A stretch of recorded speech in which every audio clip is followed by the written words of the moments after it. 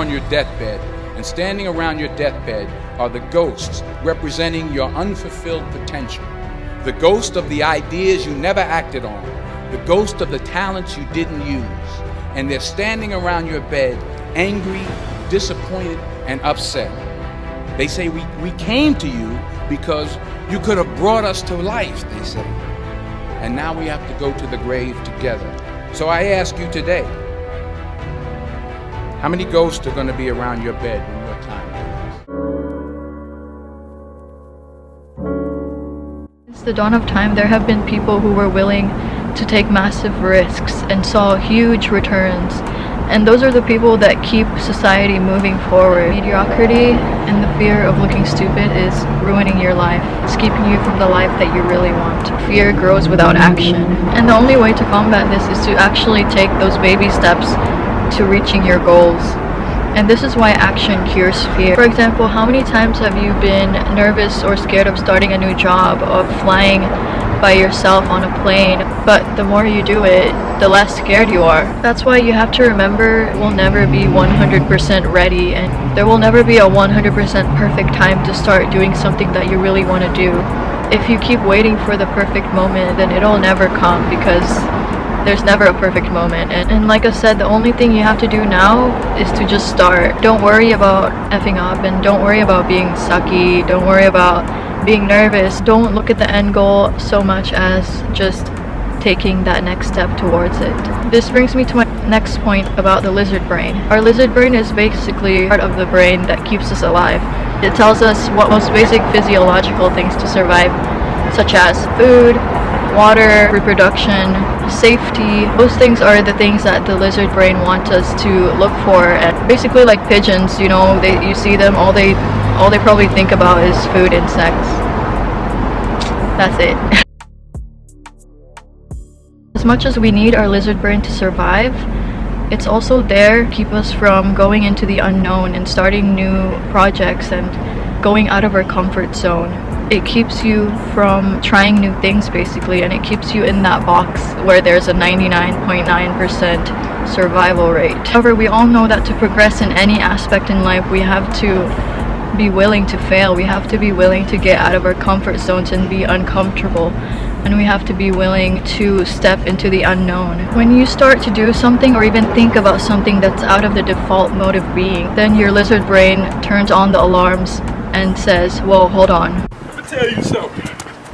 That's not safe. You've never done that before. Just go back in your room, scroll on TikTok, watch Netflix for hours, and just be comfortable. But we all know that successful people weren't created from these habits. They weren't created from their bedroom, scrolling on TikTok all day and wasting away their lives. Maybe there's no successful person that's been made from having such destructive and degenerate habits. And you need to basically train yourself to ignore your lizard brain. And personally, I do this by basically robotically doing what I need to do. I already know what I need to do, so I'm just gonna do it. I'm not gonna think twice. I'm not gonna think about why shouldn't I do this. I'm not gonna think about anything else except getting that thing done. You have to be really systematic, and you have to really be robotic about it. Feelings and motivation are fleeting, and they will not always be there with you, but when you build the consistency and the habits to complete tasks that you need to do in order to reach your goals, that is way more valuable and will help you way more than just depending on if you feel like it or not that day. And another tip that I use in order to complete tasks is to think about that person that I want to be. Would she skip gym today? Would she procrastinate this task? Would she make excuses to not complete something? And the more you think about the person that you actually want to be, the more you're more likely to choose things that will lead you to become that person. I'm sure you've heard this before, but failure is really necessary to progress in anything in life. No one who's successful now has never failed before. In fact, they probably failed 10 times more than the regular person. You have to start accepting that failure will happen to you. But with each failure is a lesson, and with every lesson you grow and become better. Instead of looking at failure as a source of embarrassment, just think of it as part of your education. Don't ever be ashamed to fail, because a lot of people are too scared to even try. And if you're worried about what other people think, don't. accountability to my pain. You're being a Karen. Because people are way too selfish and they're way more focused on their own lives than what you're doing.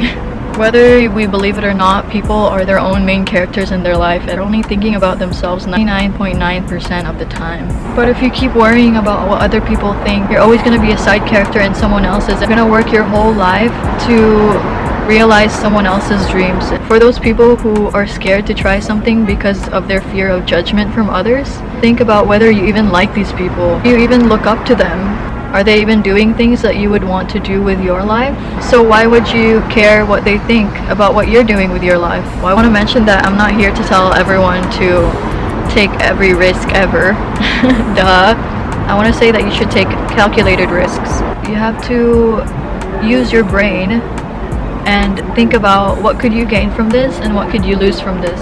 For example, if you pay $50 to take a course on sewing, you could either lose $50 and not learn anything, or from that $50 investment you could learn a valuable skill in sewing. You could start sewing stuff for other people, you could start mending stuff for other people. So the gains are way more than what you might lose. Do you see what I mean?